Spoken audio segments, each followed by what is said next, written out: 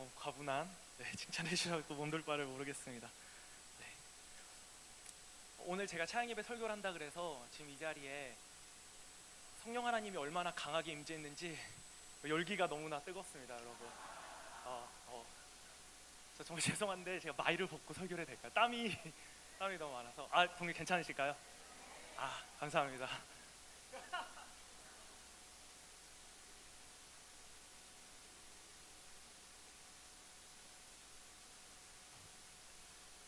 감사합니다. 괜찮습니다.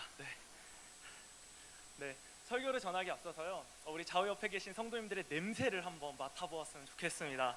네, 어떤 냄새가 나는지 실례가 안 되는 선에서 냄새를 조심스럽게 한번 맡아보셨으면 좋겠습니다.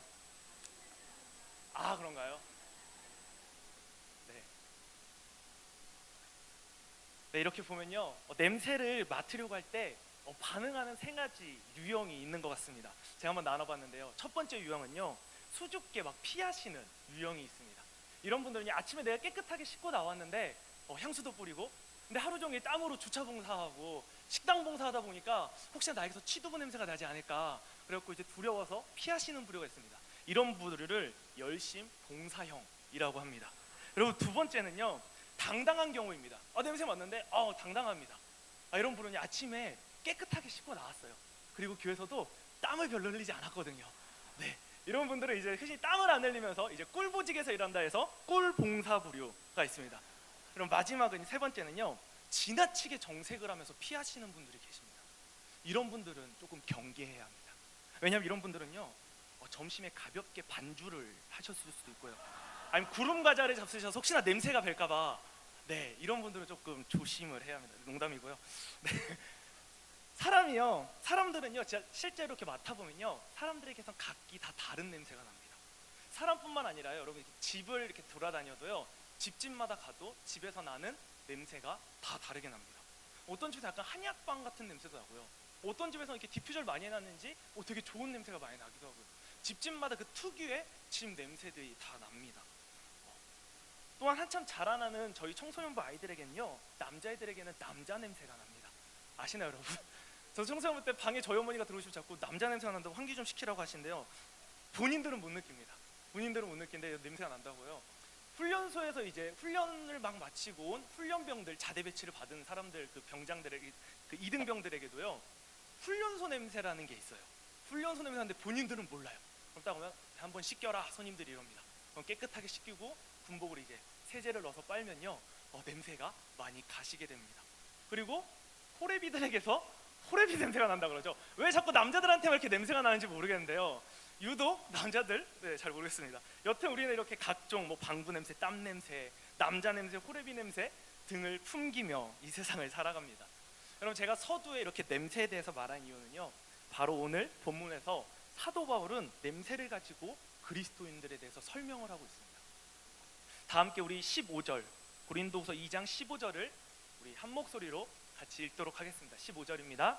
우리는 구원받은 자들에게나 망하는 자들에게나 하나님 앞에서 그리스도의 향기니. 아멘. 그리스도는 무슨 향기라고 말하죠? 그리스도의 향기다라고 말합니다. 여러분, 냄새와 향기의 차이 아시죠?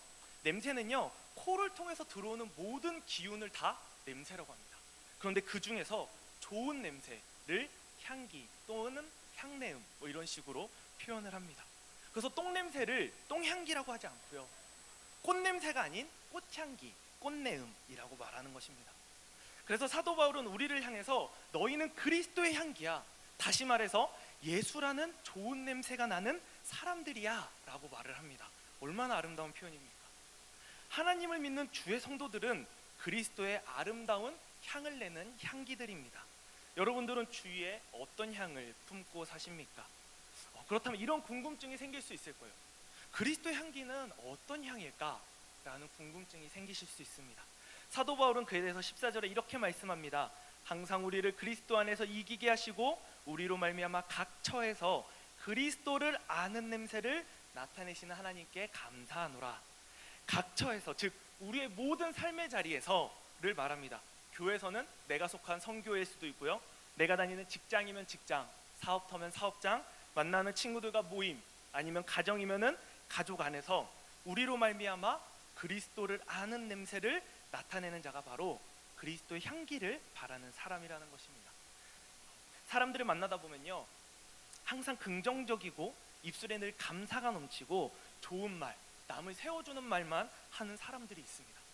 그리고 또 만나다 보면요, 반면에 어떤 분들은 매사가 항상 부정적이고요, 표정도 안 좋습니다. 울그락불그락 인상파죠. 막 인상 쓰고 다니면서 입에는 험한 말, 남을 깎아내리는 말, 입만 열면 불평과 불만을 일삼는 분들이 계십니다. 저희 청소년부 아이들 중에서도요, 어떤 친구들은 입만 열면 정말 예쁜 말만 해요. 근데 어떤 친구들은요, B로 시작해서 B로 끝나는 아이들이 있어요. 네. 여러분들은 주위에 이런 사람들이 있다면 어떤 사람들과 함께 하고 싶으십니까? 어느 분과 함께하는 삶을 살고 싶고 좋은 관계를 형성하며 살고 싶으십니까? 사망의 냄새가 나는 사람보다 생명의 냄새가 나는 분과 함께하고 싶지 않으신가요? 우리 크리스천은요, 우리 그리스도인들은 그리스도의 향기를 내뿜어야지만 그리스도인입니다. 사망의 냄새를 내뿜는다면 그것은 더 이상 그리스도인이 아닐 것입니다. 꽃에서 똥냄새가 날 수 없고요, 똥에서 꽃향기가 날 수 없는 것처럼요, 우리는 냄새로 그 존재가 무엇인지를 얼마든지 판단할 수 있습니다. 그리스도인들도 마찬가지입니다. 우리 16절을 함께 한 목소리로 읽도록 하겠습니다. 16절, 네, 시작.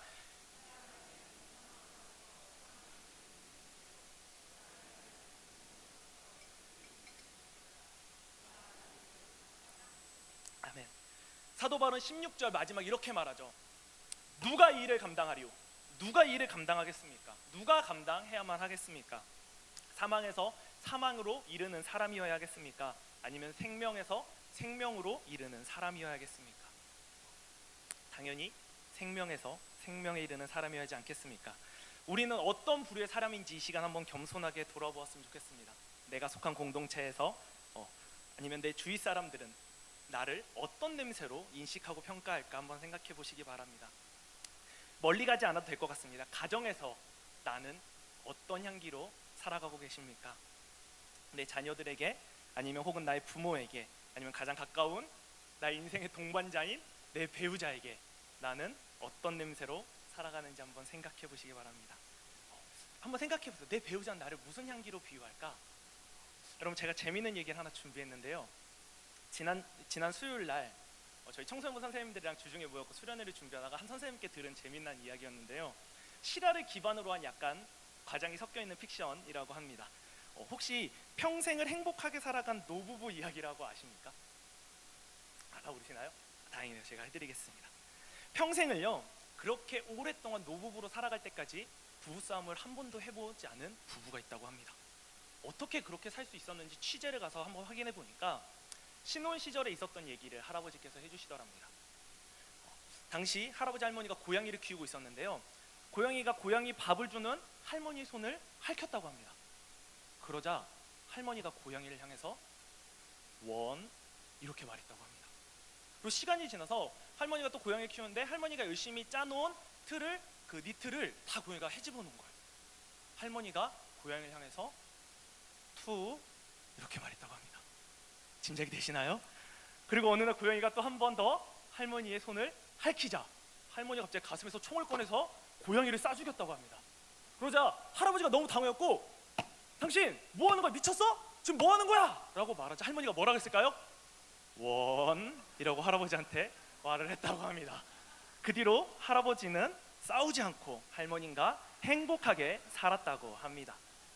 이 얘기를 듣고요, 저희 청소년부가 그 뒤로 회의를 할 때마다 이상한 소리를 하면은 원이라는 말을 외치곤 하는데요, 이 부부가, 아니 이 할아버지는 과연 이 제목처럼 평생을 행복하게 살았을까요? 이 할아버지에게 할머니는 어떤 향기였을까요? 좋은 향기였을까요? 아마 내 마누라에게선 화약 냄새가 난다고 고백하지 않았을까요? 네. 여러분, 재미난 얘기 하나 더 해드릴까요? 해드리지 말까요? 제가 날이면 날마다 오는 자리가 아니거든요. 제가 하나 더 준비했습니다. 기독교 방송에서, 라디오에서 들은 건데요, 여자를 나이대별로 공에 비유한 이야기, 우스갯소리가 있습니다. 20대 여자를 무슨 공에 비유하시는지 아십니까? 20대 분 혹시 계신가요? 네, 마음은 거의 다 20대신 것 같습니다. 네, 20대 여자는요, 축구공에 비유합니다. 왜냐면요, 이 꽁 하나를 가지기 위해서요 22명이 11명 22명이 이 볼 하나를 놓고 경쟁을 할 정도로 아주 인기가 좋은 시기라고 합니다. 그럼 30대 여자는 무슨 공에 비유할까요? 농구공에 비유합니다. 인원이 줄어들죠. 10명이 5대5로 이 공 하나를 잡기 위해서 경쟁을 한다고 합니다. 인기가 많이 시끄러든다는 걸 말하는 거겠죠. 네. 그럼 이제 문제는요 40대 여자부터예요. 이것도 좀 골 때리는데요. 40대 여자를 무슨 공에 비유하시는지 아십니까? 40대 분 계신가요? 네. 무슨 공에 비유할까요? 탁구공에 비유한다고 합니다. 왜 그런지 아세요? 서로 안 받으려고 토스한다고 합니다. 공을 서로 오지 말라고. 그리고 마지막 50대 이상 이거 50대 이상 무슨 공인지 아신가요? 골프공 아닙니다. 피구공이라고 합니다. 왜인 줄 아세요? 맞으면 죽는데요. 이 공에 어떻게 해서든 이 공은 피해야 한다고 합니다. 이 공만큼 피할 수 있으면은 피해 다녀야 한다고 합니다. 그래서 50대 이상의 여자들을 피구공에 비유한다고 합니다.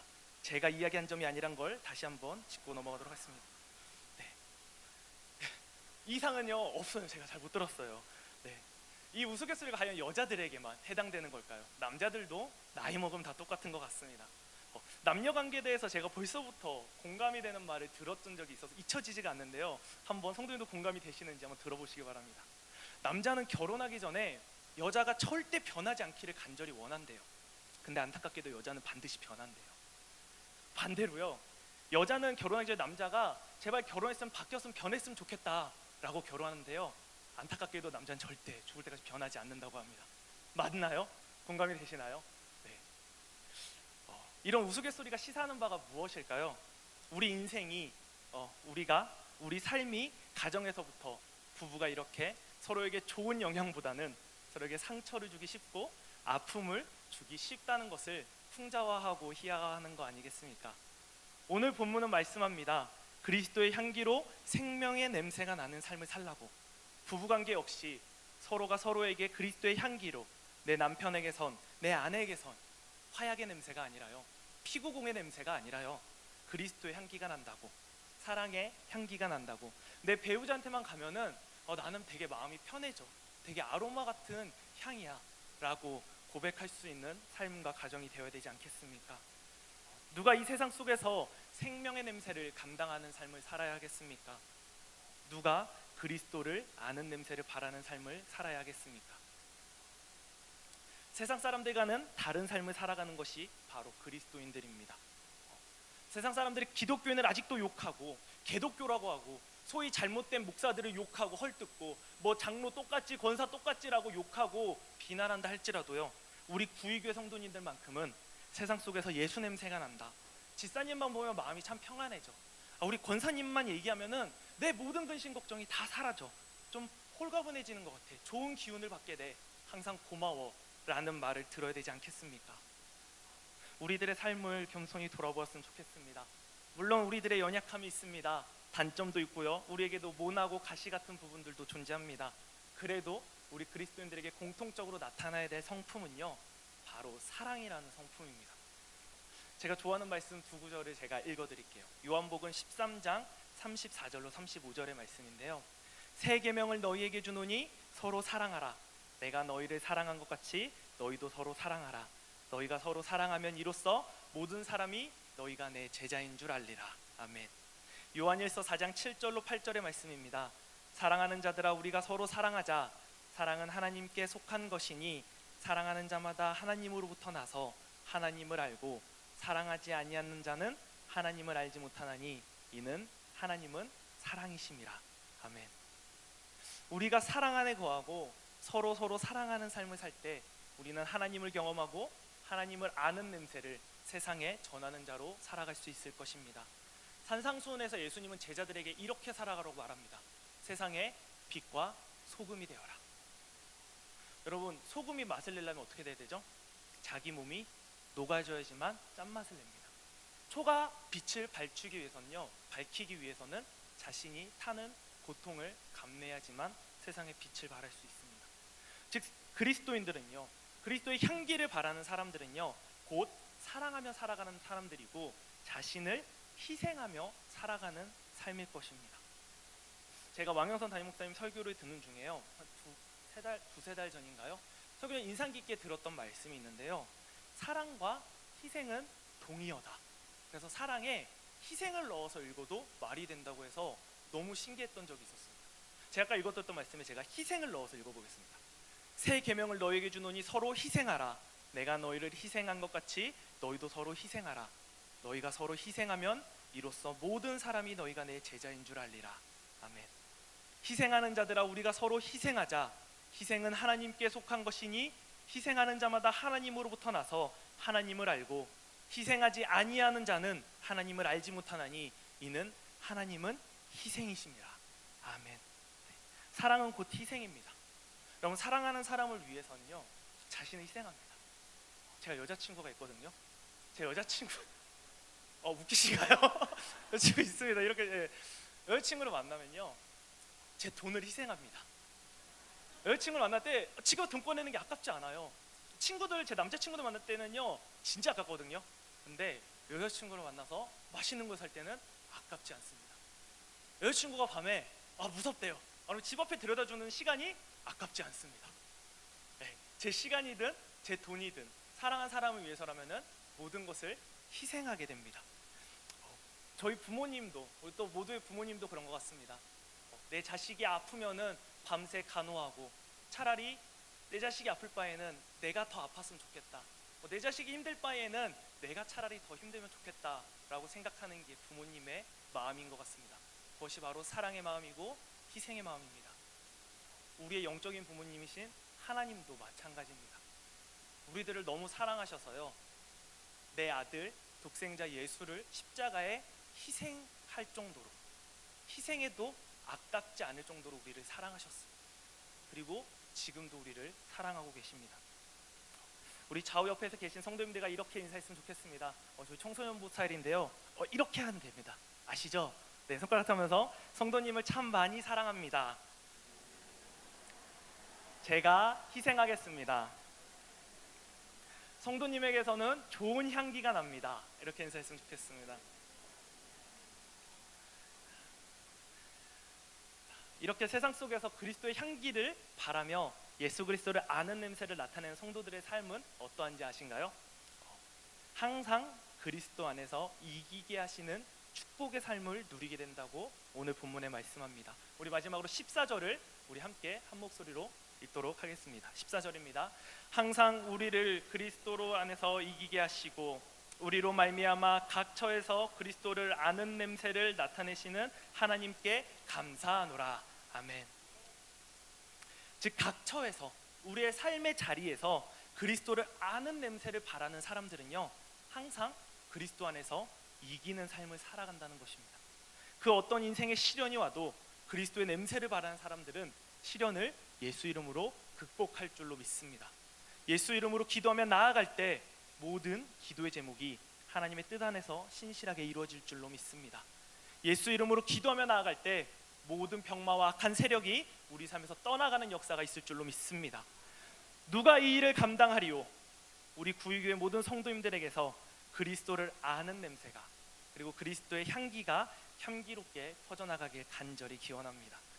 예수 이름으로 이 세상 가운데 그리스도의 향기와 편지로 주의 선한 영향력을 나타내며 우리의 삶을 통하여 하나님만이 영광 받으시고 기뻐 받으시는 삶을 살아가는 모든 구유교회 성도님들의 삶과 제 삶이 되기를 주님의 이름으로 간절히 소망합니다. 함께 기도하시겠습니다. 사랑의 하나님 아버지, 이 시간 우리 모두가 하나님의 말씀 앞에 순종하여 그리스도의 향기로, 그리스도를 아는 냄새로 세상 가운데 하나님의 영광을 드러내는 삶을 살겠다고 다짐하고 결단하였습니다. 여기 모인 모든 주의 백성들 위해 하나님의 사랑의 마음을 부어주시고 그리스도 예수의 희생의 마음을 허락하여 주시고, 성령 하나님, 우리들의 삶의 자리를 늘 살피시고 선하게 인도하여 주셔서 이 세상 가운데 그리스도의 사랑을 전하는 아름다운 향기로 살아가는 저희 모두의 삶이 되게 하여 주시옵소서.